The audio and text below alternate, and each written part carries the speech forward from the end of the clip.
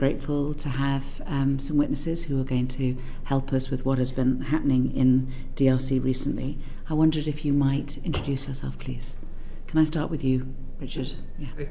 Do I need to press anything? No. Okay. No, just talk. So I'm Richard Moncrieff, and I'm the Great Lakes Director at International Crisis Group. We're a research and advocacy NGO.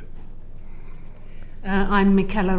I'm a journalist and book writer, and I've written 2 books, one on Mobutu Sese Seko, the president of Zaire, and most recently Do Not Disturb, which focuses on the current Rwanda regime.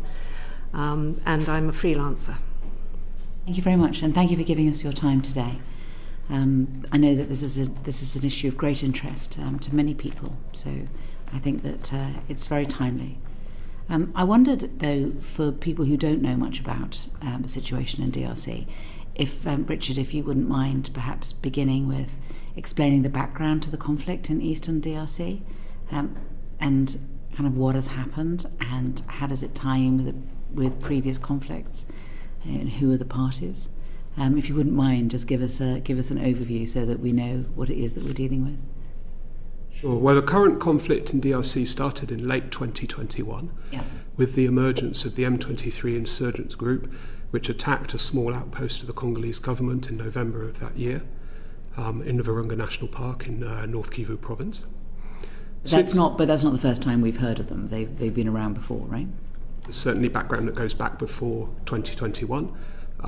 So if you want me to go through that, the M23 is the latest iteration of a number of principally Tutsi-dominated armed insurgencies backed by Rwanda. There have been others backed by Uganda, but there have been those backed by Rwanda.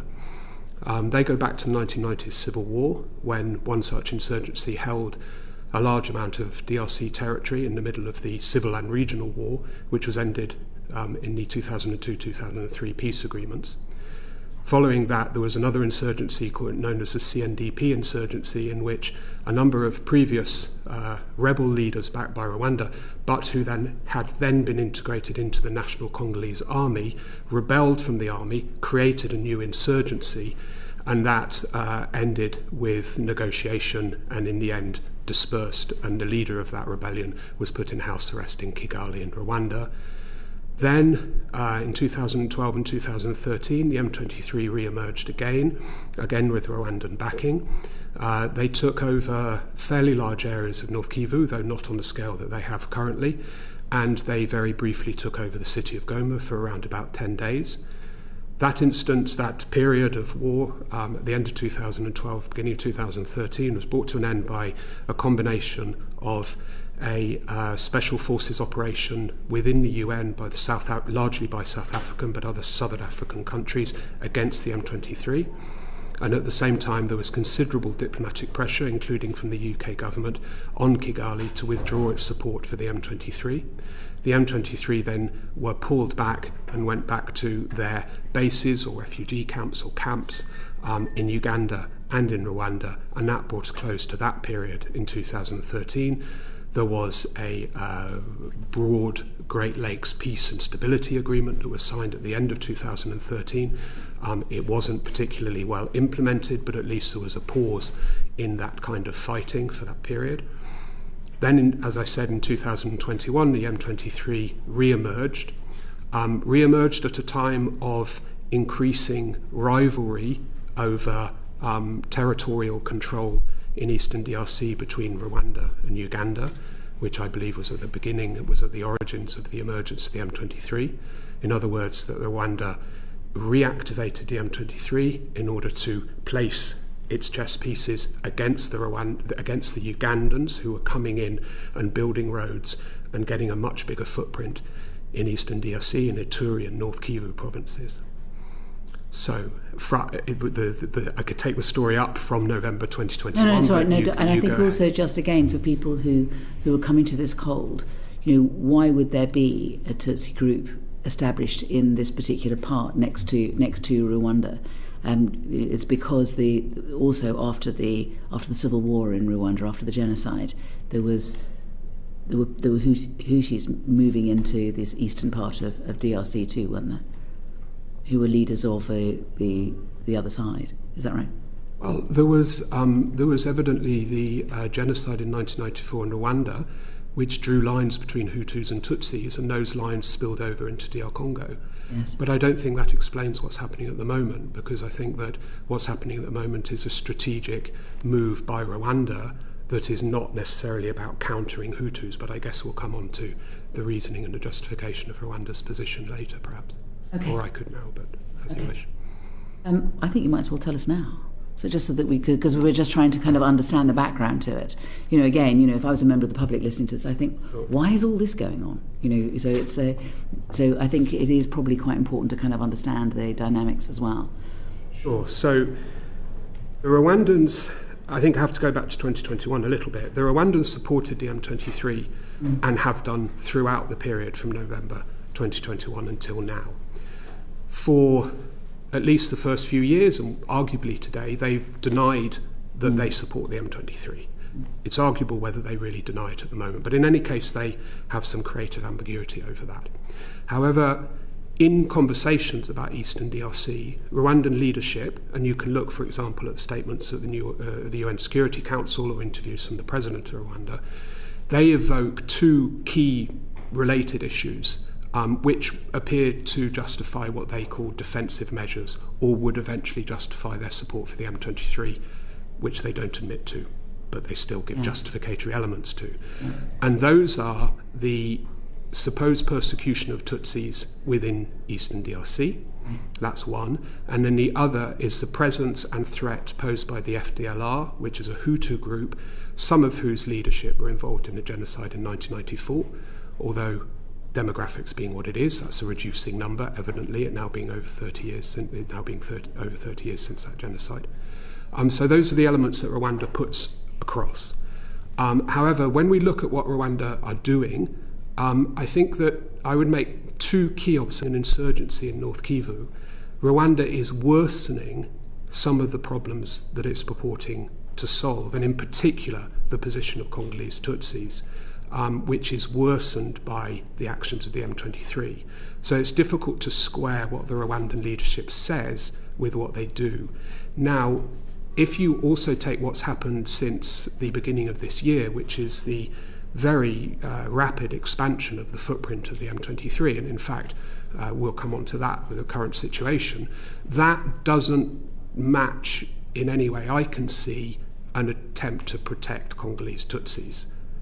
The actions don't match what they say. You talked about Uganda. Yeah. And again, so what's Uganda doing here? So Uganda has been involved in a military operation to the north of the M23 area in Ituri province for a number of years, since I believe the beginning of 2021, but I have to confirm the exact date. And that has been authorised with the Kinshasa government in cooperation with the Congolese army, and reportedly in quite good cooperation, acting against the ADF Islamist insurgents who are of Ugandan origin. I know there's a lot of spaghetti soup, but I'm just trying to walk it through.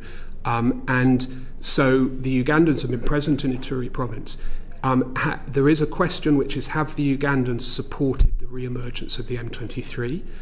The Rwandans have claimed several times that the M23 in its current form is a product of Ugandan support, and the evidence they present for that is that the leadership, the main current leadership of the M23, was in exile in Uganda, not in Rwanda, since 2013. The evidence, as I've been able to gather myself, and Crisis Group has, and also other organisations such as the UN expert panel, would indicate that the Ugandan position is somewhat ambivalent. They have given small-scale support to the M23, possibly allowing free passage in our territory and allowing them to recruit in refugee camps in Uganda, but that does not by any means explain the emergence of the M23, and there's no evidence to say that Uganda is behind the M23 in any meaningful way at the moment. I think, again, perhaps another important bit of background, again, if you were coming to this cold, I mean, it's perhaps, it's difficult that there might be anyone who doesn't appreciate just how difficult life is in DRC. and how little control the government has over this huge country with so little infrastructure. Is that right? Yes, that's correct, and the situation in the East in particular is very, very bad and has got very much worse since 2021. And one of the great worries of the current situation is that it is essentially overturning 20 years of dedicated and extremely expensive, including by the UK taxpayer, peace building in Eastern DR Congo, including through an expensive UN mission, but also through direct bilateral aid to DR Congo. And the fear, I think, is that the current situation is going to set that right back and effectively kind of, take it back to zero, as it were, where all the effort over the last 20 years is wiped out. And Eastern DRC is, just such a long way away from the capital, right? Like from London to Moscow, kind of levels of. That's how vast the country is, right? That's true, but I would just emphasise that people feel Congolese, and there is a very strong sense of Congolese nationalism and a very strong sense of Congolese identity. And when you're in Goma or you're in North Kivu, there's no mistake where you are. You're in the Congo. Now, many people there feel somewhat neglected by Kinshasa. That's certainly true. And you couldn't drive to Kinshasa exactly very easily. There's not a kind of road network that you'd recognise. No, it's one of the great problems that DR Congo faces. Absolutely, there's very, very weak national infrastructure. Right.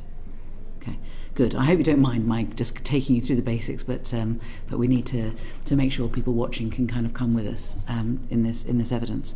I wondered, could I perhaps turn to you, Michela? How has the M23 managed to capture Goma so quickly and so much of the area so quickly? And what has changed since 2012? Why is it that they've been able to get such a large amount of land? Because in 2012 they tried to capture the city, but it was nothing like as successful as it is now. Well, I think it's very pertinent to this meeting that what we saw in 2012, after they went into Goma, was there was a major reaction from the international community, where really the bilateral donors to Rwanda, who provide a very important part of their government budget every year, formed a united front and condemned what was going on, and there was no hesitation about them making the link between the M23 and Rwanda. And they cut aid, and part of the aid cut was also a World Bank funding cut. And effectively that meant that Rwanda could not afford to continue to support the M23 because it saw a direct impact on its budget, its health budget, its education budget. Rwanda is a heavily aid-dependent country. Sometimes up to 70% of its government operating budget is provided by the West. So it responded to that fairly promptly, and miraculously this, what was being presented as a local rebel movement, representing the interests of the protecting the Congolese Tutsi community, suddenly dispersed, and as Richard said, went back to Uganda and Rwanda. So I think that was one element in why the problem appeared to disappear in 2012 very rapidly. Are you implying that if the same thing happened again? Yes, I'm being one of the journalists and analysts who've been saying, we know this works. We should be doing the same thing. And in my view, we've missed that boat, but we can still, apply pressure that will be effective, because I think Rwanda has shown in the past that it responds very promptly to that kind of pressure. It's acutely aware of that kind of pressure. But just to go back to one of the reasons why the Congolese army, what you have is an extraordinary combination of forces trying to protect Congolese national territory and enforce the border. And there's, the Congo army, there are sprays of local militias, which are communally known as the Wazalendo. You've also had two regional African peacekeeping forces, first an East African one, which was replaced by a South African-led one which has just announced its withdrawing. Why is it, and again, just for the record, why is it announced it's withdrawing? Because it was surrounded by the M23 and forced to put down its weapons and took 14 casualties and couldn't even get the bodies of its dead peacekeepers out. Such was the hold of the M23 on that area. And there's also UN peacekeepers. I was going to come to that. Yeah. There's MONUSCO, which is one of the longest-running UN peacekeeping operations in history, has been there. They also seem to be, they're just sitting in Goma now, taking in Congolese army soldiers who are surrendering. So you have an extraordinary combination of forces. One of the reasons why they're all there, you also have the Burundian army has been active in the area. They had at one stage 10,000 to 12,000 troops in Congo with the blessing of the Congolese government. And one of the reasons that all of these forces have been called in to help protect this frontier is because the Congo army is notoriously ill-disciplined, underfunded, badly trained, and demoralized. And they have really been showing that they are incapable of protecting national territory. There was one group I forgot to mention in that summary, which is that the Congolese government hired several groups of white mercenaries, military contractors, 2 separate companies. So I think it's, firstly, that situation illuminates quite how incapable of Congo is of protecting its own borders, and that's a problem that goes back to the Mobutu era and the many previous regimes. But it also highlights the efficiency and armory and sophistication of the force they have been fighting, which is, the M23 backed up by Rwanda with some very sophisticated weaponry. We're talking about surface-to-air missiles. We're talking about GPS systems, drone blocking systems. We're talking about. I'm not a defence specialist, but if you read the last UN group of experts reports in December, they go into the detail of what armory the Rwandan army has at its disposal and how it's being used to support the M23. And we have to sort of stress that the M23 is not just, there in a puppet capacity, a sort of, doing the bidding of Rwanda.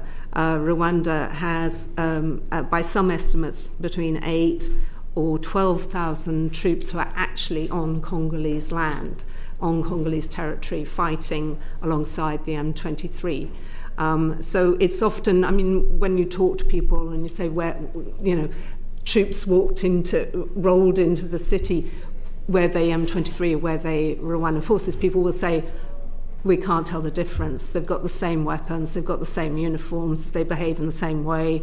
They are behaving in many cases like a regular army, not like some sort of disorganized ragtag rebel movements. And as a journalist, I've spent a long time covering ragtag rebel movements in Africa. And if you just look at the pictures of the M23, because they're much photographed now, they look like an army, they don't look like a rebel group. Do those numbers compare with the estimates of M23 numbers? I'm afraid I don't know what estimates the M23 have been giving. Rwanda has been denying that it has any forces inside Congo at all. When you say the numbers, you mean which numbers? If you're saying that there's potentially 12,000 Rwandan troops, I'm wondering if that is... Well, I don't think the M23 would ever confirm that, because Rwanda's position is it has no troops inside Congo. What I'm wondering is what the size of the M23 is. Okay, sorry. Richard, you may know better than me on this one. I think it's the Rwandan army now outstrips the M23 quite considerably, doesn't it?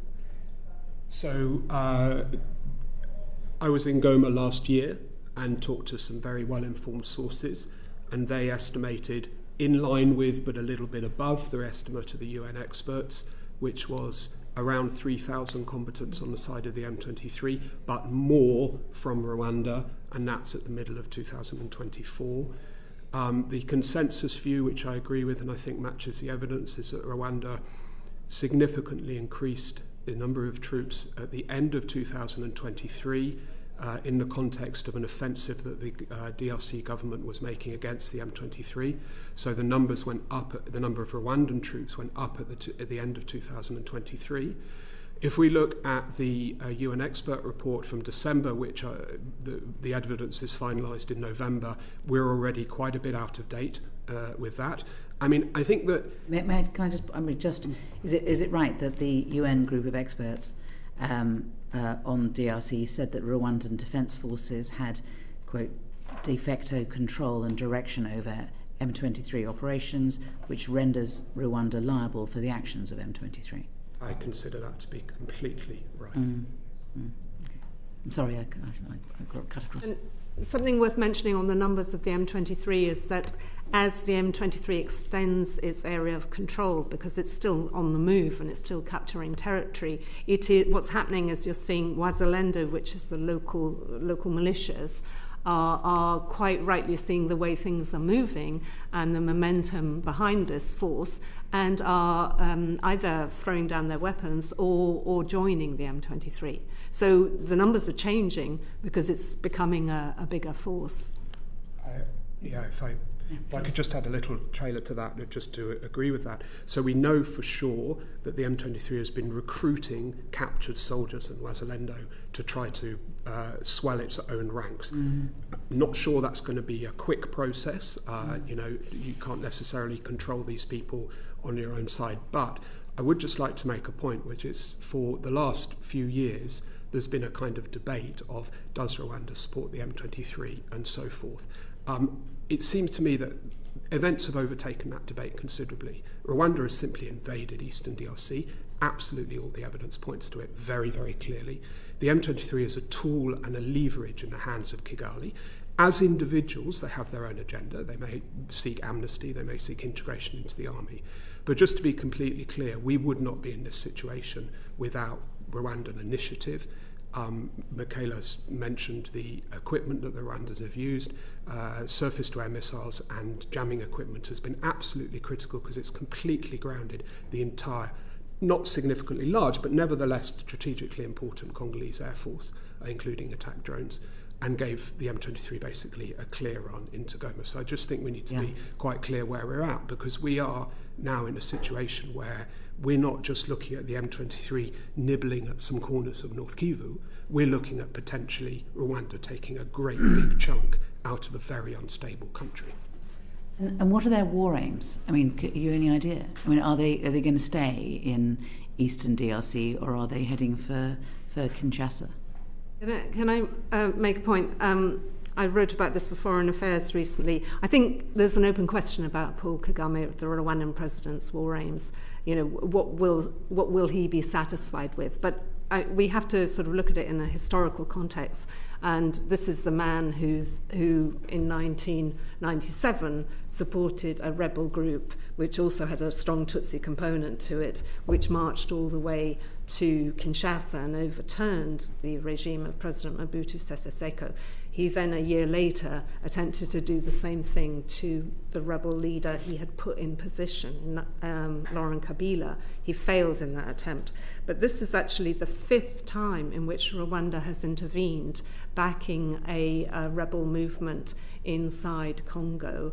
Paul Kagame has form. And what I noticed, and many analysts noticed, about 2023 is you started to hear a discussion, and this was started by Paul Kagame himself when he was on a visit to Benin, of the fact that the Tutsi kingdom, which is a pre-colonial entity that used to exist, used to be, according to Paul Kagame, it used to comprise a bigger area than the current Rwandan state. And that by rights it extended into Uganda and Congo, and I believe Burundi as well. And colonialism had sort of forced upon Rwanda a smaller area than its pre-colonial entity. And I think a lot of people looked at that and thought, is this a kind of preparation for what he's trying to do again? So that would suggest a kind of Kivu protectorate, which would be presumably controlled or take directions from Kigali. But there is also, as I mentioned, this track record of attempts which have been successful at least once to overturn the leadership of the president in Kinshasa. So I think the question is, how far will he go? And I think that one of the problems is the international community has allowed these ambitions to become bigger and bigger because there hasn't been a real brake applied. Do you have any follow-up questions at this stage, John Michela? I think a lot of it has been covered, but I just wanted to probe a little bit. You're very clear that the M23 are basically being controlled and in large part backed by Rwanda. How does the DRC government view it? Do they consider themselves to be essentially in a state of war with Rwanda? Absolutely. And the position of the DRC government has been very clear for a number of years that our country may have many problems, but the specific problem we're talking about here is an act of international aggression. That's absolutely clear in the mind of Kinshasa and has been since the second half of 2022. You said Burundi was also supplying troops into the eastern region, DRC, in support of the DRC government. So, is this likely to become a Rwanda-Burundi conflict as well? It already has been, so that a large number of the main clashes and the main deadly clashes since the beginning of this year were actually between Rwandan and Burundi troops on Congolese soil. We know historically that countries of the Great Lakes tend to fight in DR Congo. It seems to be easier than doing it on their own border, so that's happened in the past. We already have that. Now, just for information, the Burundi government, presumably sensing which way the wind was blowing, has in the last 10 days, I think is about right, has started to make much noises of opening towards Kigali and is clearly trying to soften its approach towards Kigali, I think because the government in Burundi felt that it was actually under direct threat from the Rwandans. It's a very poor, very fragile government. Putting troops into the Congo was already very controversial. They were not, the Burundian government weren't transparent about how many were in there, how many were dying. This was very secretive in military hospitals in Burundi about how they were getting paid. So Burundi put a lot of troops on the side of DR Congo. They really put their eggs in that basket. They were undoubtedly well paid for doing so by Kinshasa. But in the last few weeks, when it has become clear that the DR Congo army has been routed in Goma and was unable to defend Bukavu, Bukavu being towards Burundi from Goma, going towards Burundi, the Burundi government realised that it needed to rebalance its eggs and put some in the Kigali basket to avoid a conflagration potentially on its border with Rwanda. And can I just ask you, you outlined earlier the reasons that have been given by Rwanda, concern about their own security and territorial integrity, and also the perpetrators of the genocide are over the border in eastern part of DRC. Do you, either of you, see any legitimacy in these arguments? So I think that the discourse of Rwanda that they are under threat from Hutu-based organisations who are anti-Tutsi based in DR Congo, there is a reality to that. Those groups exist. Now, there was a diplomatic process before 2021 which sought to address this, and I just highlight that Rwandan special forces were in DR Congo in 2019 and 20, during which time they actually killed the historic leader of the FDLR, which is the Hutu group that is the threat to Rwanda that Rwanda often evokes. So those threats exist. They could be dealt with through diplomacy and have been dealt with through diplomacy in the past and could be contained. That's been proven. Those threats, to some degree, and particularly the issue of the Tutsis in the Congos, have been made worse by what Rwanda has done, and therefore it's difficult to understand their justifications.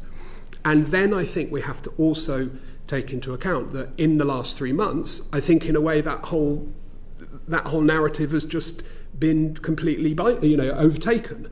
the areas that the M23 are pushing into in South Kivu and now west on the axis towards Kisangani, those are not areas where Tutsis have been persecuted. In fact, there is not adequate evidence that Tutsis have been persecuted in DR Congo. If there was, I'm sure the Rwandan government would supply it, but we haven't had that. It doesn't match events on the ground at all.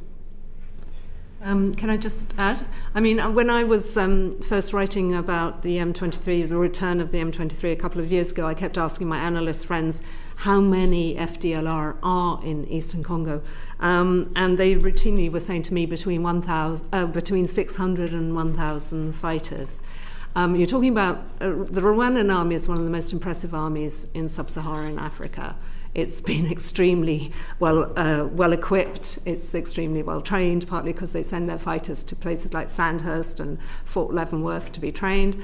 They know exactly what they're doing. They've got the latest equipment. I find it hard to believe that they weren't able to deal with 600 or 1,000 ragtag, and those really were ragtag, aging former members of the extremist Hutu groups. The other thing is, Rwanda is a source of peacekeepers for Africa around the continent. The army is regarded as being so impressive, so disciplined, so well run that they are sent to Central African Republic, Mozambique. They're often they've been to Darfur, South Sudan. They're probably going to deploy in Western Africa increasingly. And the idea, Kagame uses the phrase existential threat about the FDLR, and you kind of go, you're representing these people as an existential threat. You are sending your incredibly impressive army all around Africa to play the role of peacekeepers. This picture just doesn't add up. If I could just add a very quick ride on that, with your permission. The support that the Rwandans are given to the M23 is started in the beginning of 2022, and I'm quite sure of that. I know the evidence is compelling in my view.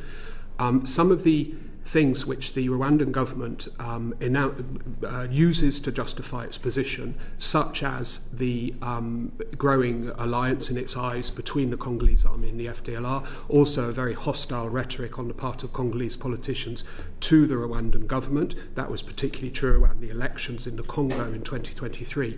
All those things came after Rwanda had taken a strategic decision to support the M23. I think actually we're going to move around the way we were going to ask some questions, because I think given where we're going with the evidence, I think it's probably best to go to Afra and then to Ed, if that's all right. That would be great. Thank you. Thank you so much for the information so far. There have been a number of warnings about how the kind of escalating crisis might trigger a wider regional conflict. How seriously do you think we should take these warnings? Rich, do you want to, or Michela? Well, I mean, I think they already are affecting the region, because we've already mentioned Uganda has got between 5,000 and 6,000 troops inside Congo. It's not clear. I think my impression is that Uganda's hovering on the brink of a more muscular intervention. In the past, Uganda and Rwanda have often intervened in Congo in tandem, but sort of carving out their separate areas of control, and it's possible that we might see a repeat of that.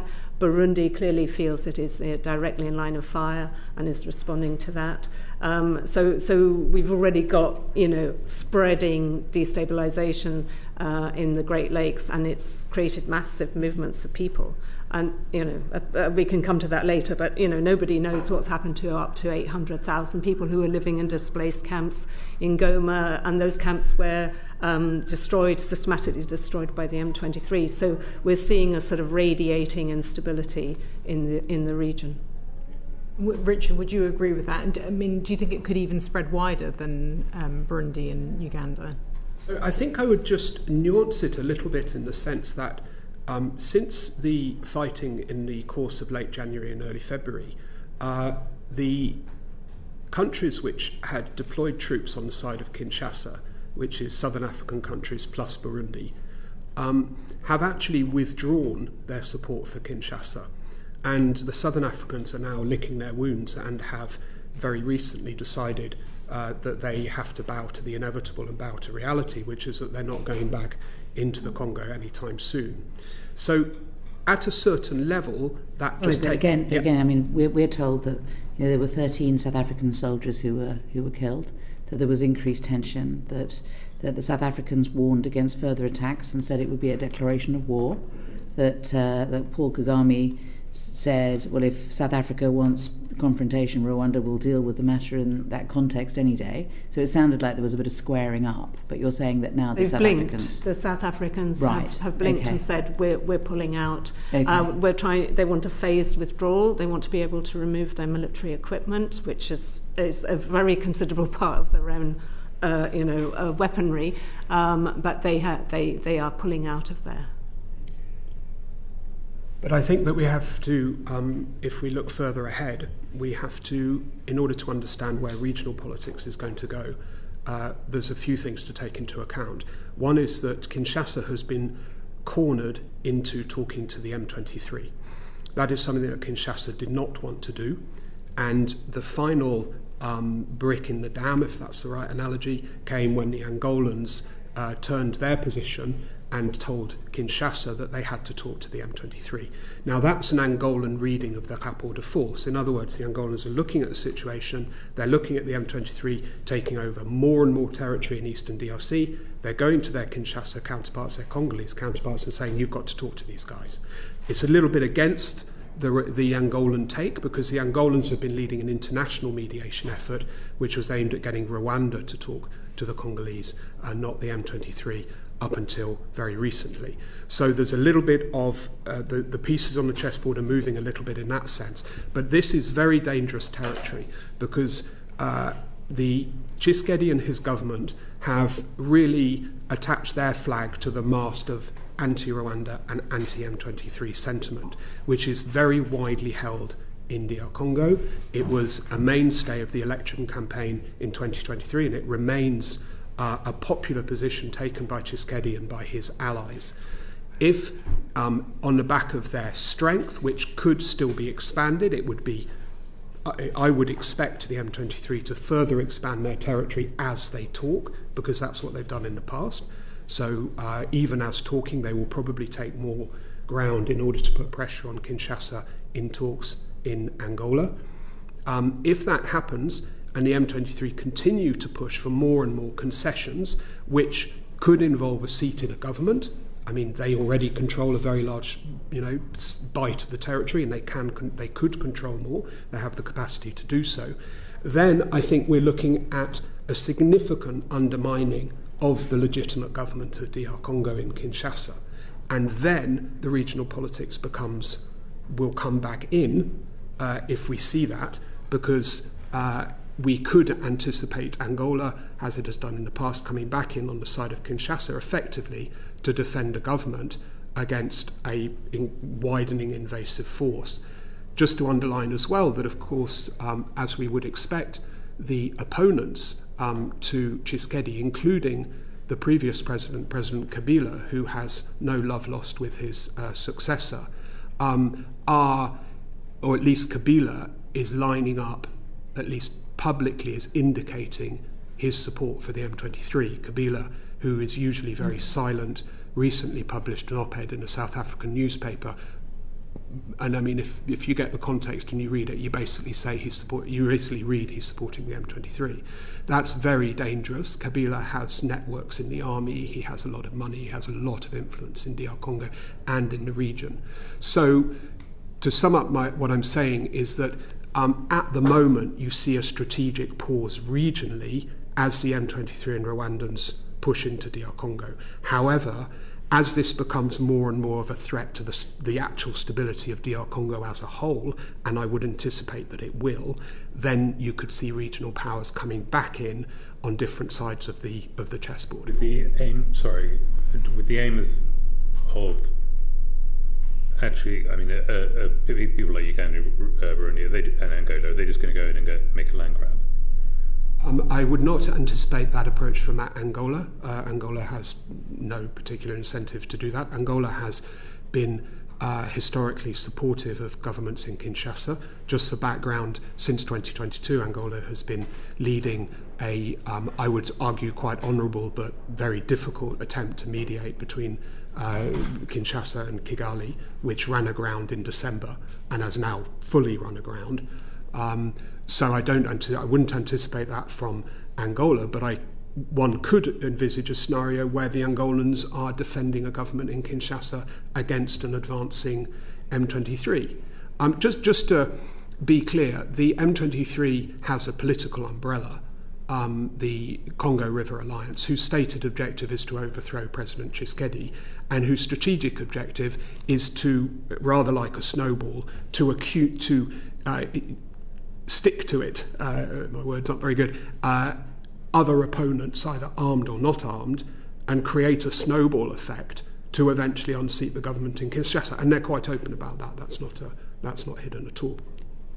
Given the uncertainty and the several moving pieces that you've talked about, what role, if any, do you think the UK should be playing in trying to stop this wider regional escalation, or as part of the mediation that's going on?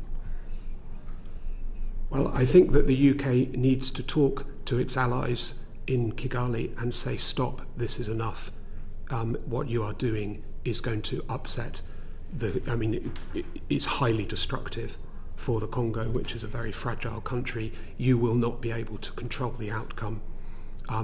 It is destroying years and years of the work and expense that governments like the UK has put in, and you need to stop this and start to consider seriously de-escalation measures, and that needs to come with pressure, and it needs to come in a coordinated manner.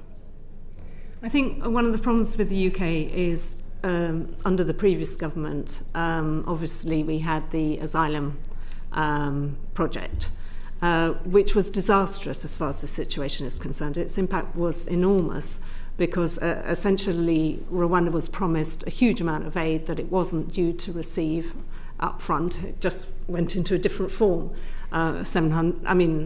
I think they received over 250 million in the end.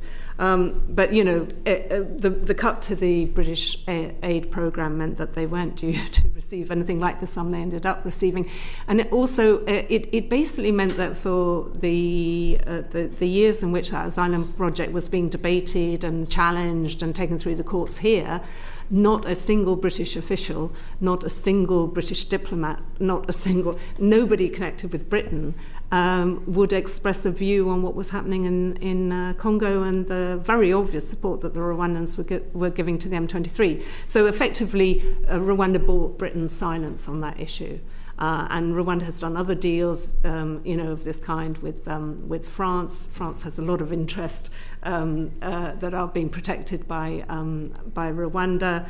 America tended to see Rwanda as, keeping Islamic jihadism at bay and various African hotspots. So there were sort of a range of interests that meant that no one wanted to stand up and say to Paul Kagame, stop what you're doing. More recently, we saw David Lammy's announcement, which I thought was great and very welcome. But every single one of the measures that was announced is open to interpretation.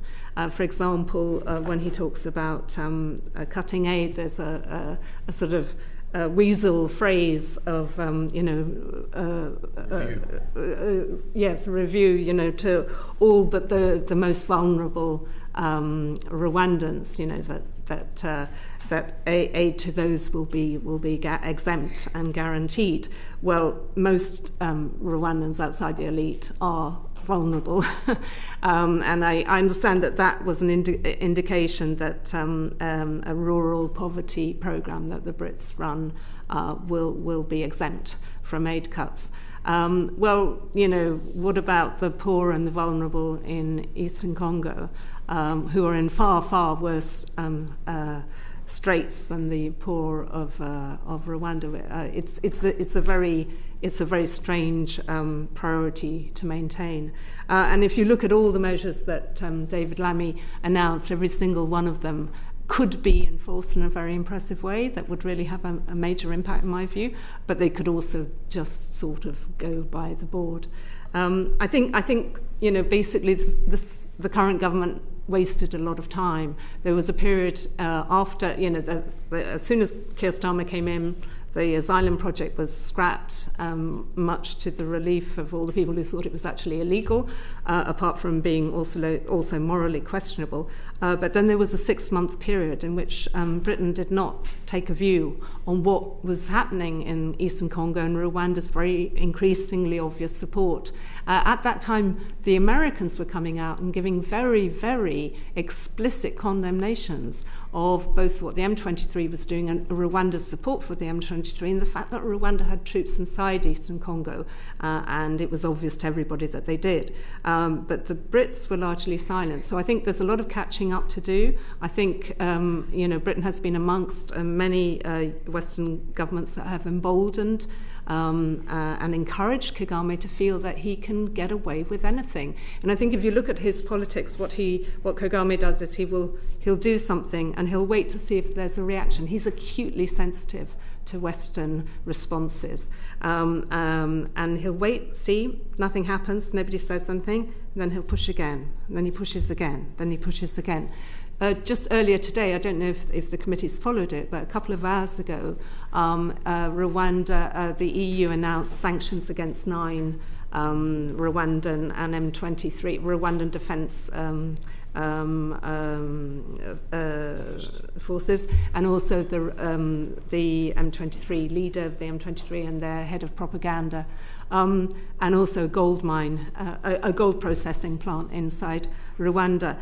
What's very interesting is to see the immediate response of the Rwandans, which has been to expel Belgian diplomats and sever all diplomatic relations because apparently they blame the Belgians for what the EU has finally announced. Rwanda responds with lightning speed to any attempt to put pressure on it because it really minds and it knows that those kind of initiatives have an impact. So I think, it's always worth doing things because this is not a government that is immune to pressure, quite the opposite. We need to get into the role of minerals. I mean, if you're talking about DRC, you've got to talk about minerals. But I wondered, I don't know whether you want to start with the later questions you were going to ask first, since it follows on, and then go back to minerals. I mean, I had a sort of general question. I mean, it's 80 years since the various international apparatus that are supposed to prevent atrocities and punish them were established. But for much of the last 30 odd years, the Great Lakes region has been a kind of byword for a failure of those institutions. What could have been done better to prevent what's happening at the moment at a sort of multilateral level, to prevent the atrocities that we've seen? You're not talking in reference to the minerals. I think we'll come on to minerals. Oh, okay. Sorry. In terms I'm just trying to keep us kind of. All right. We've got a series of questions in a particular order, but actually, given the way the evidence is coming, I'm shuffling it around, which is perhaps making it more chaotic than needs to be. I'm just trying.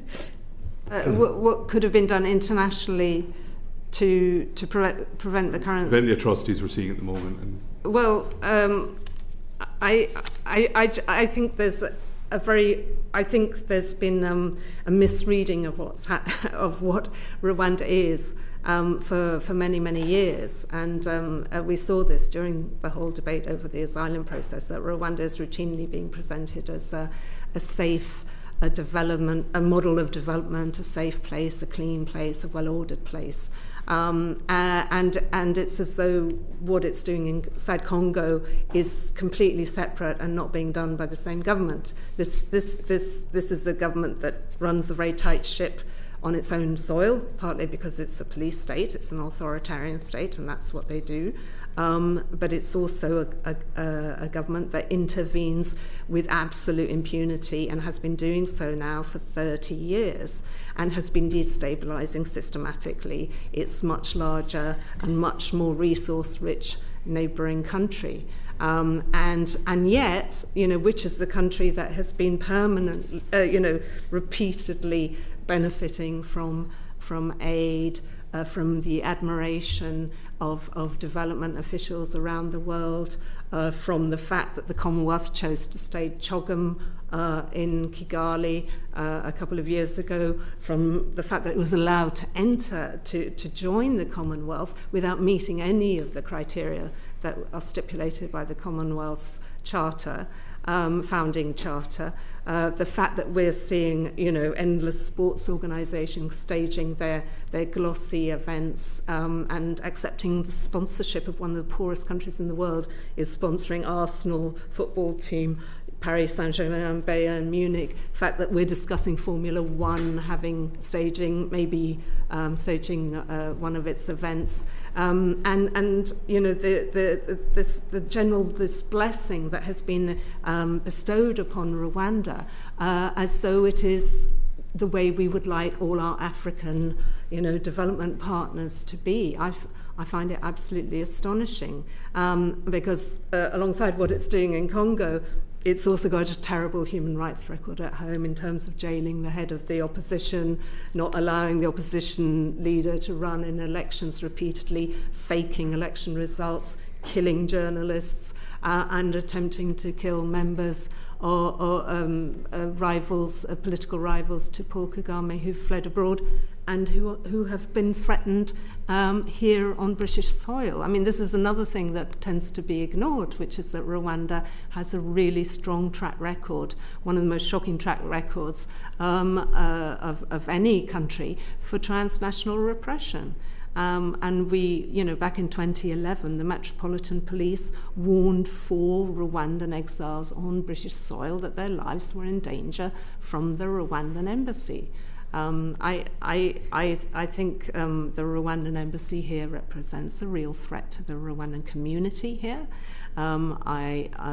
It is the current ambassador to Rwanda is someone who his accreditation could and should have been challenged when it was done. It was not. This did not happen because it coincided with the asylum deal, which was being discussed at the time. This is a man who is on the record as having organised the kidnapping of Rwandan hotelier Paul Rusesabagina, who could have been deported as part of the Magnitsky Accord Act, which Britain has signed up for.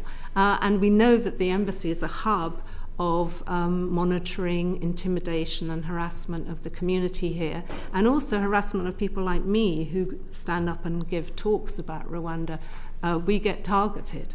So, one of the very obvious questions is maybe there should be a few consequences for the Rwandan embassy here. I agree that we have misunderstood the nature of the Rwandan government, and that many Western, including British officials and politicians, have gone to Rwanda and seen that it appeared to function very well, and have, as a consequence, been unable to comprehend in some way that Rwanda might be an aggressive party in a major regional conflagration that's become a major regional war. I think there's what you might call cognitive dissonance that people find very difficult to manage. But I just, and some interests as well, but I'd just like to take a slightly different tack on your question, which is about mass atrocity violence. The best way to prevent mass atrocity violence, well, firstly, I'd just say that some of this prevention work has been going on in the Congo for 20 years and has been going on with some success. And I think that the absence of communal atrocity violence in the last 3 or 4 years that the M23 has invaded North Kivu is something to be welcome, and shows the success of this kind of grassroots community peace building, with a very strong role for the churches in the Congo, civil society in North Kivu, with backing from international partners, which I think is very important. But that would then, the important point to make as a follow-up to that is that the best way to prevent atrocity violence is to prevent war, because war lays the ground within which atrocity violence becomes imaginable and then necessary in the discourse that people who provoke atrocity violence use. So the most important thing to prevent atrocity violence is to prevent war, and we come back to the point that Rwanda is the initiator of this situation. So the way to prevent atrocity violence is to try to put pressure on Rwanda to pull back and to stop, at the very least, to stop any further escalation, at the very least. And just coming onto minerals now. I mean, one of you said it eloquently earlier on, Richard, the kind of historical and ethnic and political drivers of this conflict. I think a lot of the coverage immediately reaches for minerals as a way to simplify that and to explain what's going on. How central do you think conflict minerals are to this conflict? Well, I think the first thing I would say is that in these circumstances, warring parties will fight for whatever is there, and that I don't think the existence of those minerals on their own explain a conflict. I mean, we see, for example, in the West African Sahel, armed groups fighting for long periods of time in areas which are extremely resource poor, and indeed in some cases armies of different countries crossing borders and so forth. So I don't think that conflict minerals explains it. I think conflict minerals to some degree, and the money derived from them to some degree, fuels the extent of this violence, because it undoubtedly fuels armed groups and creates one of the incentives for intervention by the Rwandans. Historically, the Ugandans, Rwandans and Burundians have continuously intervened in eastern DR Congo to secure mineral routes. Now, the important point to make there, I think, is that happens in peacetime, and then the question becomes: do countries like Rwanda, but not limited to Rwanda, stand to gain more money by starting a war and taking over the mineral trade? Yeah.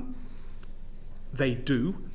It's not necessarily easy, it's contested, but I can certainly say from first-hand evidence I've gathered last year in Eastern DRC that since the M23 expanded significantly at the beginning of last year, evidence I gathered in 2024, but since the Rwandans and M23 expanded significantly at the beginning of that year and took over very significant mining areas, including the Rubaya mining area, the trade in minerals from that area is now directed entirely through M23 controlled areas into Rwanda, and that's before the recent expansion in the last few months. That stands for over a year. So that money is important. Rwanda is a poor, despite its in some ways shiny image as being a conference centre. It's got very significant structural financial issues and problems. It's exporting a very large quantity of valuable minerals that are clearly not being mined in Rwanda, and that's very clear. The question then, I think, becomes a somewhat difficult question about Kigali's calculations. I would judge that they anticipated most of the aid cuts that they've seen, or the potential aid cuts. As Michela says, it's not entirely clear exactly how much will be cut, but they have anticipated that, and probably also, not probably, I would judge that they anticipated significant reputational damage from what they've done in the last 3 months. So the question then becomes, has Kigali calculated that it will make enough money with minerals to compensate for that, or have they calculated that with the mood of the time, there is a new world on its way and aid was going to drop anyway, and the idea of great power politics and countries throwing their weight around and taking territory is rather more in the atmosphere of the times, and they still have significant unproblematic allies in the Gulf who will take their minerals. I would have thought that that's in the thinking of the Rwandans' leadership. Can I ask you about that? Because I think 25 years ago with the second war there, much of the conversation was about international indifference, whereas this time there seems to be a lot of, as you say, kind of great power politics going on. We have a critical minerals deal. The Trump administration are talking about it as well.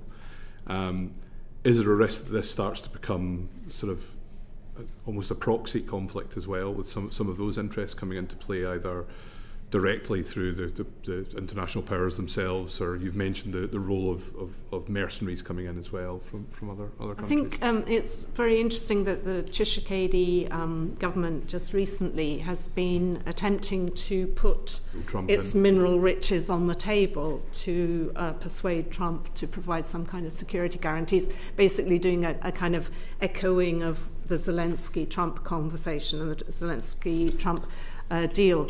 The thing is, it's hard to imagine the Americans getting invested seriously in Congolese security guarantees, given that their entire focus for the last a couple of decades has been keeping American soldiers away from Africa. They may give permission through silence to people who are backing and have mineral interests on both sides of this conflict, and may just turn a blind eye because of that to things that they should otherwise be challenging. Well, yeah. Well, I think the role of minerals in this geopolitical conflict is quite complex.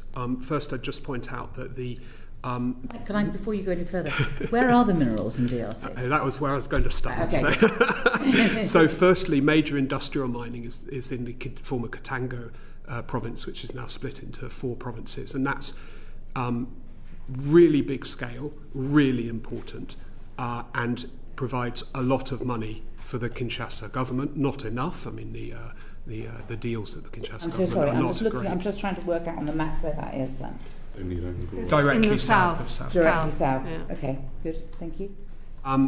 Those minerals which are industrially mined are going almost exclusively to the Chinese. The Chinese have an enormous first mover advantage, and indeed Western companies, including American companies, have withdrawn over the past 3 years from their interests. There are some broadly Western interests, for example, in Glencore, but it's otherwise, and even Glencore are financing trade that would then go to China. So I think that there is. So south of the capital is a big mining area, and that's what is that, cobalt or diamonds or? Sorry.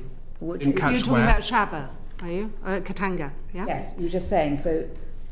Yeah. Yeah, you were saying in the south that that is a big mining area, and I'm just asking what is it? It's everything really, but everything. It's copper. The traditionally. What else is it? Well, the most important mineral to be mined out of Katanga in value terms is copper by a large degree. It's got 7% of the world's copper production. Okay. Yeah, and that's very important. Okay. I mean, the other are critical minerals, but actually copper is used in greater volume in these industries, and that's the most important element of Kinshasa's of former Katanga's production. So the money also that a purity issue around this, right? When it comes to DRC's minerals, cobalt and copper, they have a purity that is unrivaled anywhere else in the world. Yes, that's their value. Yes. Okay. So just to briefly continue, the money that Kinshasa is getting from those minerals is a factor here. It allows Kinshasa, however clumsily, to create international alliances, as we are seeing with Washington at the moment. It's not clear quite what the nature of that negotiation might be, given that American firms have largely decided to not go back in. The Americans have actually financed, along with partial funding by the European Union, what's called the Lobito Corridor, which is a train network to get minerals out of southern DRC through Angola and into shipping lanes, but that's not going to prevent those minerals going to China. So it's not very clear what might be negotiated. It may be that the Americans might come in and buy some probably quite small amount of critical minerals, but which they consider critical, in return for, well, it's really not clear in return for what, possibly in return for greater pressure on Rwanda. That would be Kinshasa's first ask, certainly. For broad diplomatic support, as Kinshasa seeks to push back on negotiations with the M23, that would also be a kind of ask of Kinshasa. But this, as you might imagine, it's very, very unclear who's speaking to who and what that kind of Washington-Kinshasa consists of at the moment. Is there a viable military proxy for the US? Well, that's difficult to answer. Kinshasa has tried allies and tried mercenaries. and they haven't worked. Is there a scenario where real equipment, and that would probably mean drones, could be really put into effective use by the Kinshasa government?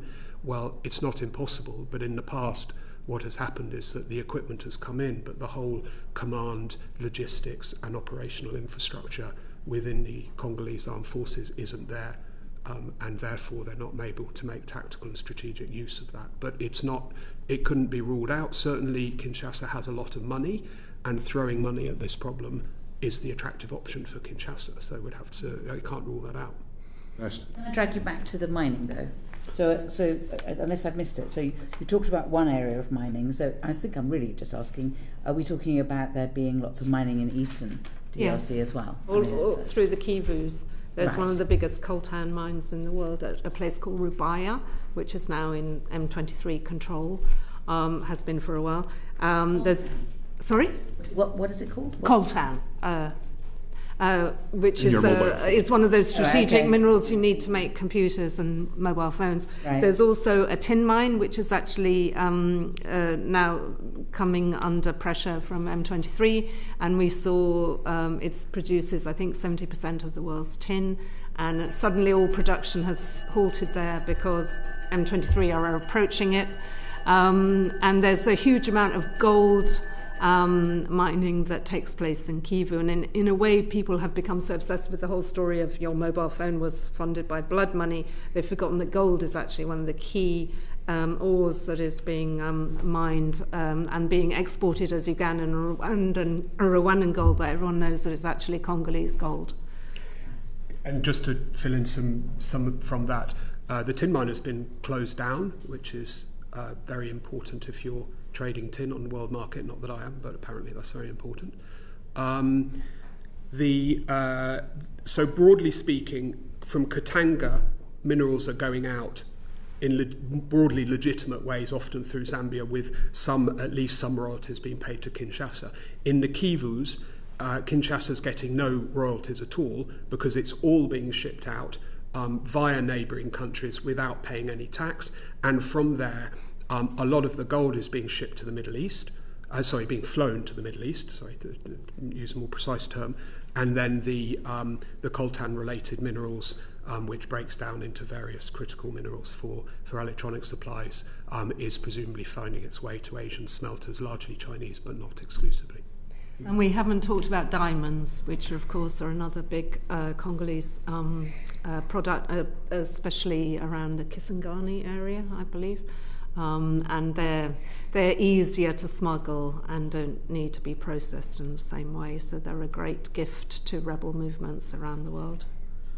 Just very quickly, so prior to this conflict, Global Witness had gone to the sort of training centre in Nzabira, and had found essentially that the labelling, international due diligence labelling of the 3 Ts was meaningless, that most of it was actually coming from militia-controlled mines rather than... Yeah, I think there's been a lot of fakery going on, and Global laundering. Witness's report exposed that, and so have various authors. There's been a couple of books published recently by experts who sort of said it actually sort of backfired, the whole attempt to tag minerals, blood minerals. Gave legitimacy to these minerals. It hasn't done what was intended.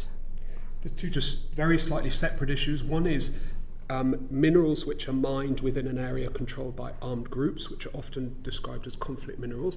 There is another very important issue, which is simply smuggling minerals and not passing through the Congolese customs chain, and therefore depriving the Congolese exchequer of money needed for the development of the country. So those are slightly different questions. Armed groups control large areas of eastern DRC and have done for many years, and that's where the conflict mineral issue comes from.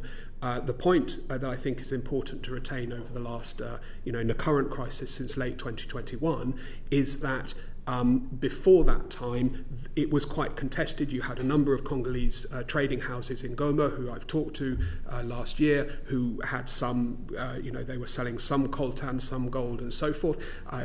Legitimately, not to me to say whether they paid all their tax, but they had an office when they were there in a legitimate sense.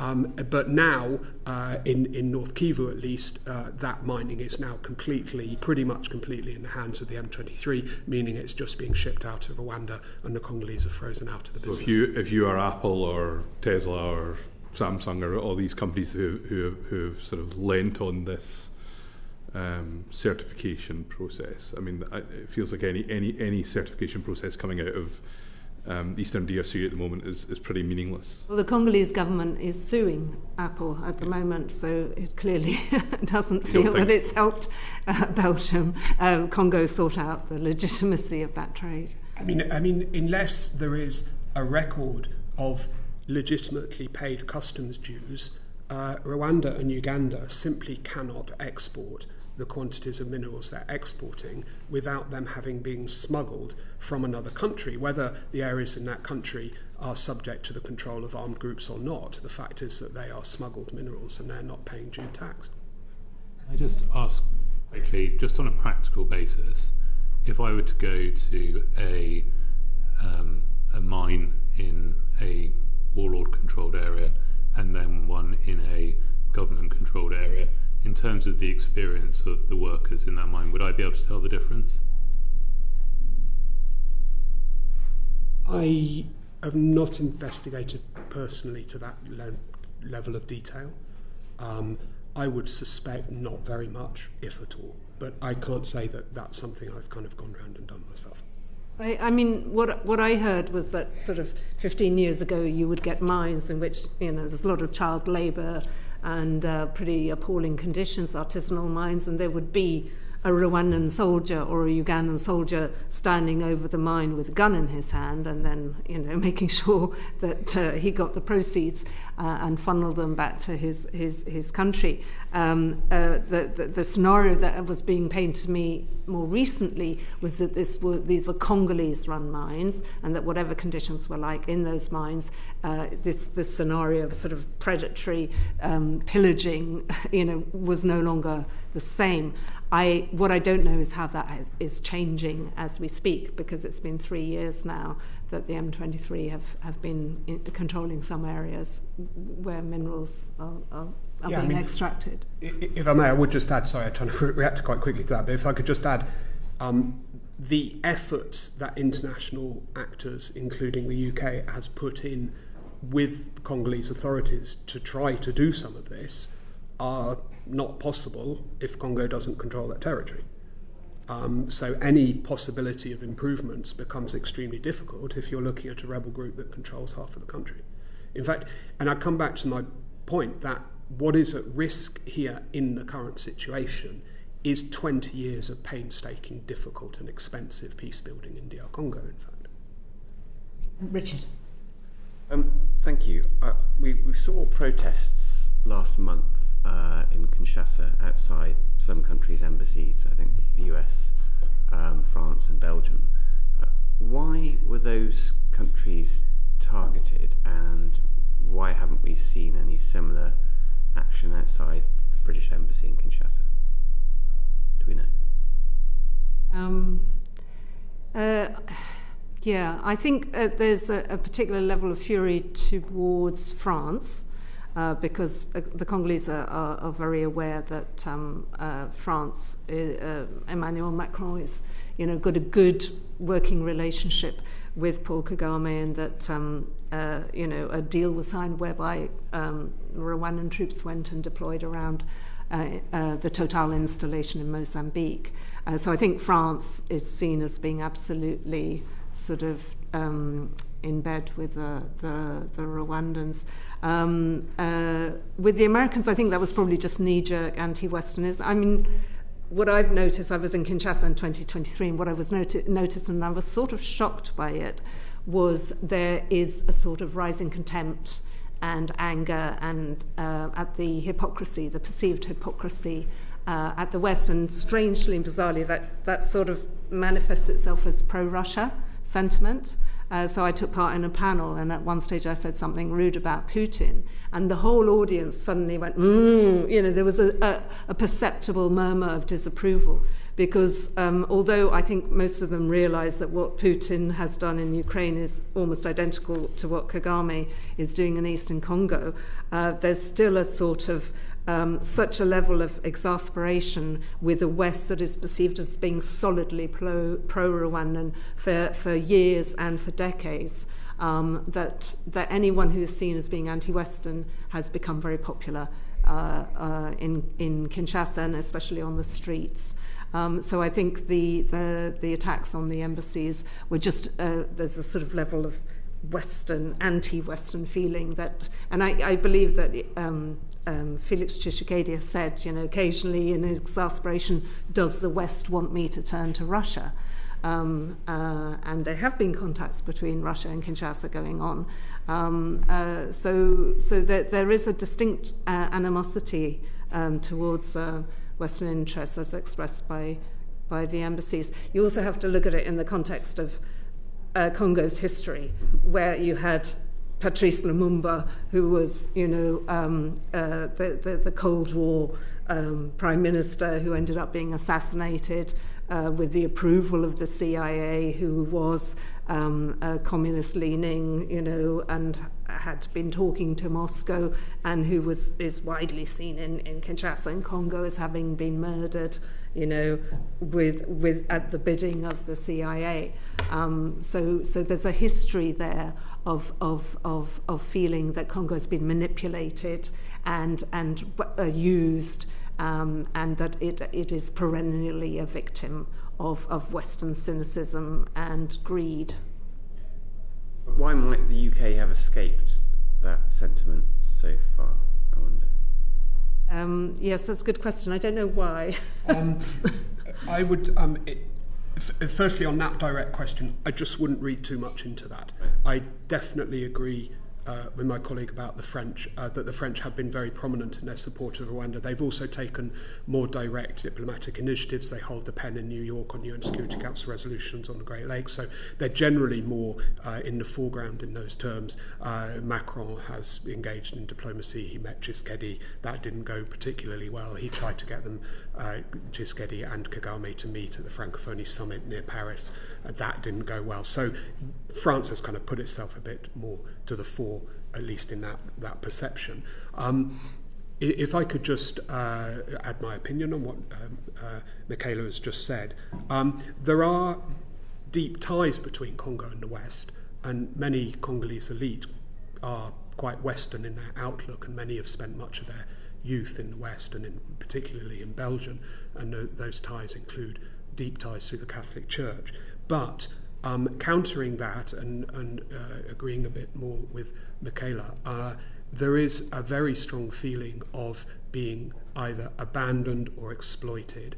There is the word balkanization is an absolutely recurrent word in Congolese popular politics, and the feeling that external powers are coming in to carve up our country is a kind of constant touchstone of Congolese politics. And Congolese politics, very much the opposite of Rwanda, is one that is deeply impacted and affected by the street, and by popular politics has a role, even if these demonstrations were at least partly politically manipulated by the Congolese government intending to put pressure on Western countries. They wouldn't have worked if they didn't represent a popular feeling of anger towards the West for either abandonment or, more sinisterly, plotting to balkanize their countries and steal their wealth. It may boil down to a very simple fact that the British Embassy is located in a part of the city which is well away from the city centre.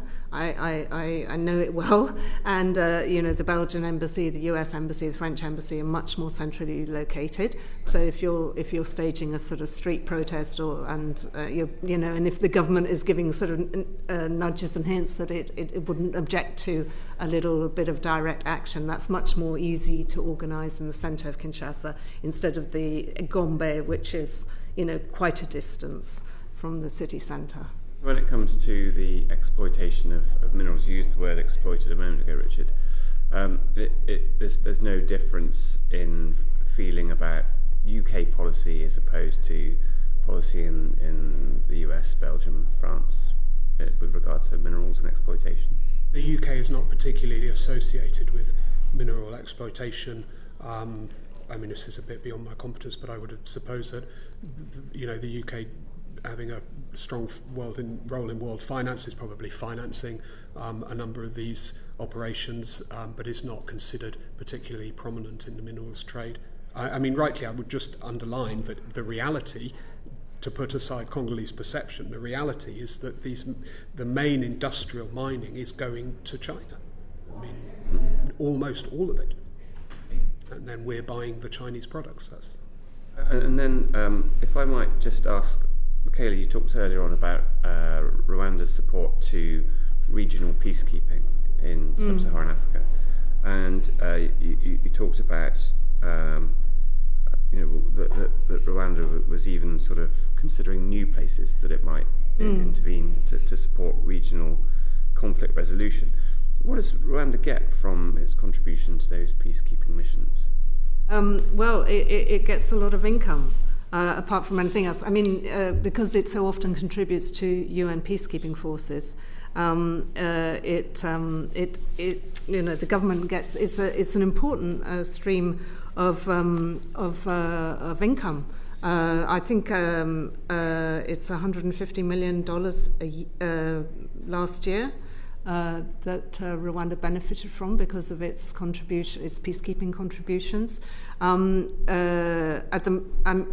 mean, there's been a series over the years. As I said, its troops have been active in Darfur. It had policemen who were in Mali. There were also Rwandan forces went to South Sudan. They are currently in Mozambique. They are currently very much present in Central African Republic.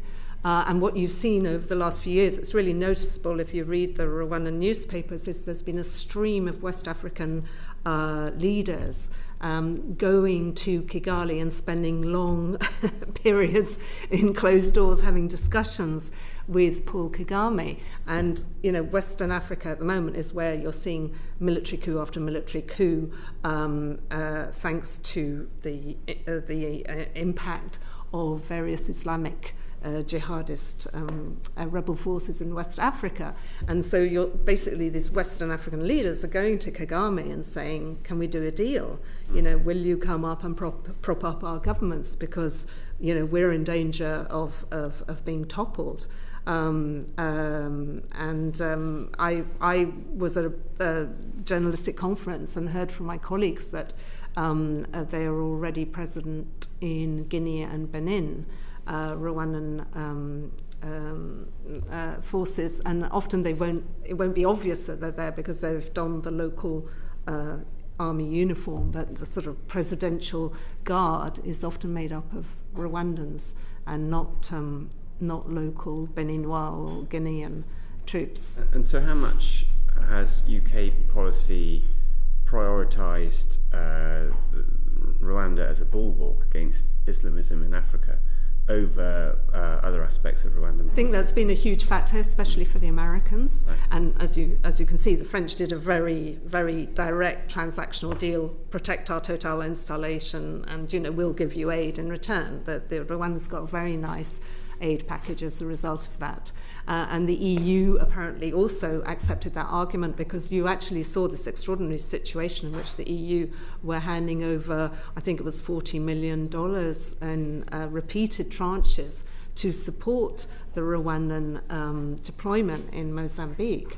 And it's supposed to be non-military aid, but this is still aid that is going to the Rwandan army in Mozambique, just at a time when we know that the Rwandan army in Congo is supporting a rebel movement seizing, larger and larger tracts of land. And I think this is a sort of complete, a total failure of joined-up thinking that Rwanda's been benefiting from the supposed role as the policeman of Africa, but it's quite clearly a predator, a destabilizing force in its own backyard. And so we in the West have been happy to support the policeman in Africa role, but we haven't sort of done the joined-up thinking of saying, well, they're actually behaving like complete vandals in another part of Africa that matters very much to us. And so is there any scope for squeezing that contribution of Rwandan peacekeepers to the region? Well, I certainly think, I gather that the US has been placing under review the UN's tendency to revert to Rwanda as a go-to option for peacekeeping forces, for sure. But I think that's an area, for example, where the British government could also bring pressure to bear. I mean, lobbying work to be done.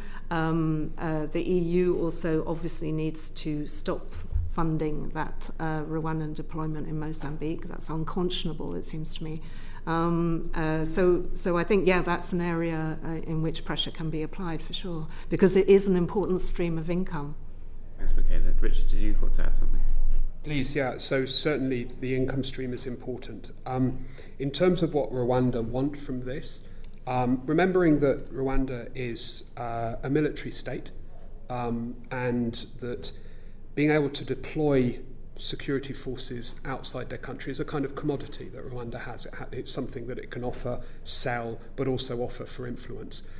It's part of a broader Rwandan strategy of influence across the African continent, which has been pretty effective and comes along with a lot of diplomacy. They're very influential in the African Union and in various other organisations which have a big footprint in Africa. And Michela mentioned that they're present in Mozambique, Central African Republic. Many African leaders appreciate that.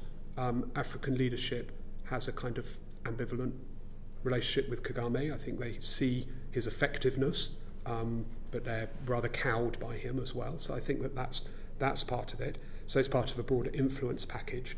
I think that the Rwandans are perfectly aware that their deployment in peacekeeping operations in other places gives them leverage over Western officials concerning what they do in DR Congo. And I think that they're aware of this, and the evidence, I think that generally, but there's a very good piece of evidence, which is that they put pressure on Western governments to bury a report that's commonly known as the mapping report into atrocities committed in DR Congo in the 1990s and early 2000s, with the threat of withdrawing their peacekeepers from the UN mission in Sudan. So they are very aware that this deployment gives them the political leverage. The conclusion that I think we should draw from that is that those involved in funding, organising and benefiting from peacekeeping in the African context have become over-dependent on the Rwandan government, and there is a cost to that over-dependence. We're in danger of running over.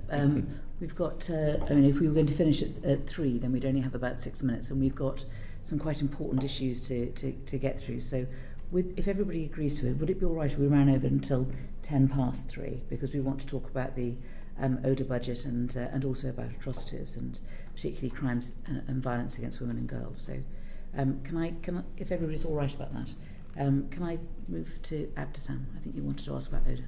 Yeah, it's just in relation to the ODA budget. So you referenced earlier the rural poverty programme in Rwanda and in Congo. So I think in light of US aid cuts and our own government reducing its aid budget as well, where do you think that the government should emphasise its support, particularly in relation to any peace building programmes or governance initiatives? I would have thought, in my view, no areas should be off limits. Kagame's actions in Eastern Congo are creating huge floods of displaced people who can't farm their fields and who are living under tarpaulins. The M23 has disbanded all these refugee camps, and these people are now on the move. Some of them are, 61,000 of them have ended up in Burundi. They're going to be living in more refugee camps, just different ones. They're going to be reliant on World Food Programme rations. They can't support themselves. They're liable to disease. So I find it strange that we're concerned about the rural poor in Rwanda, which within its own frontiers is a very stable place, but we don't seem to care as donors at all about the poor of Congo whose lives have been made much worse. So for me, that area should not be off limits or exempted from future cuts.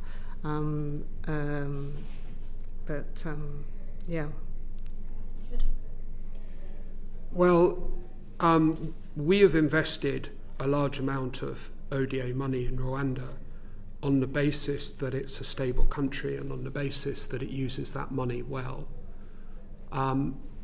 I think that we need to put that into a more realistic regional context and take into account its destabilising role in DR Congo. And I say that in the broader sense that I think we should have done that for a long time. And I very much agree with Michela's point that lifting some people out of poverty in Rwanda, while laudable, should be put in a context of the destruction that this war is wreaking in North Kivu, and that the Rwandans are primarily responsible for it. Do you think aid should have been withdrawn from Rwanda? So I'd make 2 points about that. Firstly, I think that sanctions of that kind need to come with coherent messaging, and I think that that has been a stumbling block for Western countries. And I think that the messaging needs to be coherent, it needs to be shared, and it needs to be around, we understand that this is an international war that you have sparked off in the Congo. We understand that there could be catastrophic consequences to this. We are asking you to stop. We are suspending aid to your country until you stop, with a clear path out of that. In other words, if you do stop, we understand that and we are prepared to, reinstate that aid. I mean, as I'm sure you know, the sanctions debate is often about, paths out and so forth. That seems to me a position that we should have taken some time ago and we should take now. Sorry. Oh, okay. No, I mean, one point that I know they come often from different pots, but this whole M23 operation in Congo is going to end up costing the British government in terms of aid, because it is going to end up having to send humanitarian aid, of huge amounts of it. And we've seen that, that build up over the last 3 years, and these humanitarian bridges that were being funded by bilateral donors. So it comes at a cost. So it seems to me, you can make an argument for, instead of spending this money in Rwanda, let's funnel that money to what is going to be a hugely costly humanitarian program, funded, no doubt, by countries like the British government. But also, I wanted just to make one point about aid to Rwanda. Donor aid has shrunk across the world, bilateral donor aid, because everyone's feeling the pinch in these post-COVID high inflation times. The biggest donor to Rwanda is the World Bank and IMF. The World Bank has a $520 million program there back in 2023. And back in 2012, when there was a donor cutoff that had sort of really a massive impact and on the ground, very quick impact, the World Bank was part of it. And I think, bilateral donors and the British government, amongst other Western governments, they need to look at what the World Bank is up to and make sure that these contradictions are pointed out, because the World Bank's donor funding for Rwanda it just makes bilateral aid programs look like chicken feed in comparison. But given they're the largest funders, will it bother them that the UK perhaps might reduce its budget? I mean, well, that's why I think it's up to the British government to use its lobbying capacities with the World Bank. Well, I think that just to say that there is a kind of a point that I've heard echoed in meetings with officials in various different capitals, which is why suspend aid to Rwanda? They wouldn't change what they do. And Rwanda are trying very hard to pass that message, by the way. They're trying very hard to get across the message that you can suspend aid, but it won't make any difference. Now, the hidden subtext of that message is don't suspend aid, because we won't change it anyway, so you might as well keep spending your aid, because that's what you want to do, right? I think that shows that the Rwandans know that they're quite vulnerable on this, their economy is not doing well, and that is part of it, that pressure could make a difference. I would just emphasise it as part of a package. We're looking broadly at two scenarios here, because I don't see sufficient pressure coming on Rwanda for them to withdraw in the very near future. We're looking at holding lines as where they are now, and trying to negotiate some agreement here that is both national but also international to get us out of this mess, or we're looking at expansion of the M23 Rwandan positions. And then, as I described in earlier evidence, really all bets are off for this country. And I think that's a very serious situation. I think that we need to underline that seriousness.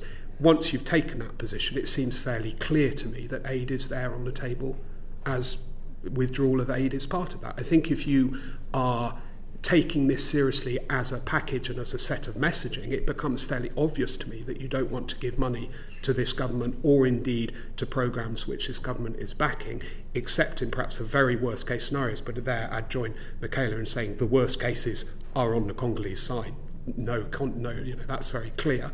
That once you've got that messaging right, that seems quite obvious.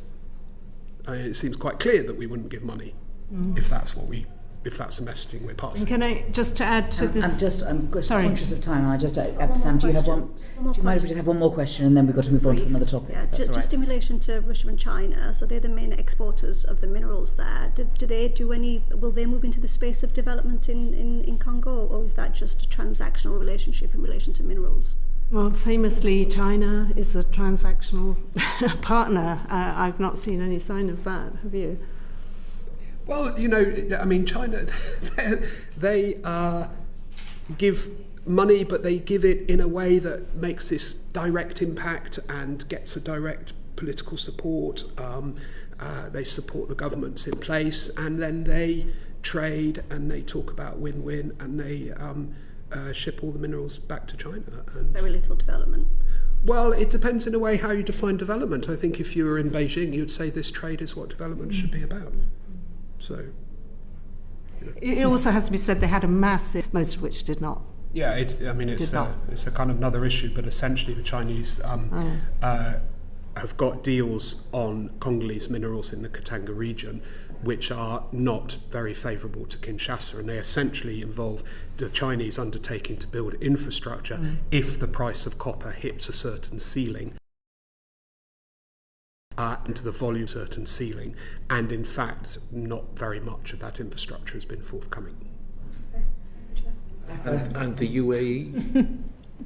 Well, the UAE obviously is not pulling out tons of minerals at an industrial level, but is certainly receiving a huge amount of gold, both illicitly smuggled out, but also there have been, in the not too recent past, but nevertheless, an attempt by Kinshasa to strike deals with the UAE to get a legitimate minerals trade together, but that has fallen apart in the light of recent events. There are really very shocking and deeply disturbing reports of gender-based and sexual violence in the region.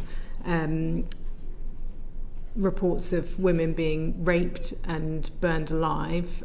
Michela, I don't know what your understanding is of what's happening out there, but also, do you have a view on why there just isn't getting the publicity and media coverage for the atrocities that are happening? Yeah, this was a sort of favourite subject, really, for journalists about 10, 15 years ago, and you were often seeing reports of Goma being the rape capital of the world, or the DRC being the rape capital of the world. It all got fairly lubricious. And it's worth remembering that Bukavu, which is now in the control of the M23, is where there is a hospital run by the Nobel Peace Prize winner Denis Mukwege, who specialises in the Panzi Hospital, and specialises in dealing with women and trying to mend women who've been gang raped. I think it's worth pointing out, some of the nastiness that we saw in Goma. We saw a prison break, in which it was then discovered that the prisoners breaking out of the prison had taken the time to rape the women prisoners and then set fire to the area in which they were kept, and horrific stories. And we've also seen reports of I think it was like 895 rapes in the last 2 weeks of February, which averages out to 60 rapes a day. It seems to me that firstly you have a rebel movement, the M23, which was being accused of mass rapes and massacres, years ago in the area it was seizing control of. So it's now presenting itself to the world as like, we have cleaned up Goma, we're retraining the police in Bukavu. Kigali has been arranging for favourite journalists or analysts, or in one case a Belgian senator, to be flown to Goma and then do videos showing how peaceful it is, or how marvellous, and so they're trying to present themselves as a sort of reliable, operation that can install law and order. But well before they seized power, Amnesty International and Human Rights Watch had both published stories, and so had lots of journalists, about rape and massacres in the areas they'd seized. I think, sadly, rape is what happens, gender-based violence is what happens when you force people out of the areas they live in. Often men are either recruited to militias, or they run for their lives, or they're killed. Women are on their own. They're suddenly living in tents. They have to walk for miles to get water or wood. They are deeply, deeply vulnerable, and it becomes inevitable that there's a very steep rise in this kind of violence. So, yeah, I think we can expect more of it, sadly. And I guess what more can the UK be doing? I mean, DRC is one of the worst places to be born a woman. I think over half of women in DRC will be subject to some kind of violence. I understand that we have been funding some healthcare and hospitals. Is that working, for example? I don't know the details of those. Firstly, you need to find out where these people have gone. 800,000 people have disappeared because these camps were broken up by the N23, and we don't know where these people have ended up. They're on the move, which means they're very, very vulnerable. So the first thing will be to find out where they are. Then I imagine, some of them will be going back to their villages and will presumably try to resettle, but others will end up forming new camps, and that's when you will need those kind of clinics. The irony of all this, of course, is that Rwanda is famed for being pro-women, and you often see people who go to Kigali and they talk about, isn't it marvellous how many women are in the Rwandan parliament. So you have these extraordinary, horrible stories about violence against women in Congo, which is in part, thanks to Rwanda's involvement in the area, and yet then you have a country that sells itself, amongst other things, as a bastion of feminist empowerment. I would just say that the populations of Eastern DR Congo are historically traumatized by violence, and I think that is one of the explanatory factors for the rates of gender-based violence. They have faced waves of predatory armed groups. Historically, there's a wide responsibility for that, but neighbouring countries, including Rwanda, over the past 30 years, have some responsibility for that. They don't alone. So do many Congolese nationals, armed groups, armed forces, police, and so forth. So the responsibility for that is widely shared. In order to tackle that kind of situation is a long-term, hard, painstaking work of community reconciliation, education, healthcare, women empowerment, and so forth, which the UK has supported and other donors have supported. If you have a war situation, firstly, all the vulnerabilities of women and children rise immediately, as Michela was saying, displacement being the first one, and therefore you see a rise in gender-based violence. Secondly, the current situation means that engaging with national and provincial Congolese authorities and others to try to push forward those kind of peace building, those kind of gender-based violence aspects of peace building becomes difficult and even impossible. So I would emphasise that although it seems very bleak, we should not give up hope that progress can be made with peace in these issues. Blair, I think you had a last question you wanted to ask. I think I asked it earlier on. You did. Yeah, all right, yeah. good. Well, look, thank you so much for coming in. It's been very instructive. It's been horrible to hear the details of some of this, but it's very instructive for us, and we greatly appreciate it. And I hope that you found it a good opportunity to be able to explain this. We have certainly benefited hugely from having these matters explained to us in the way that we have. So our gratitude is to you. And I'll call this hearing to an end. Order.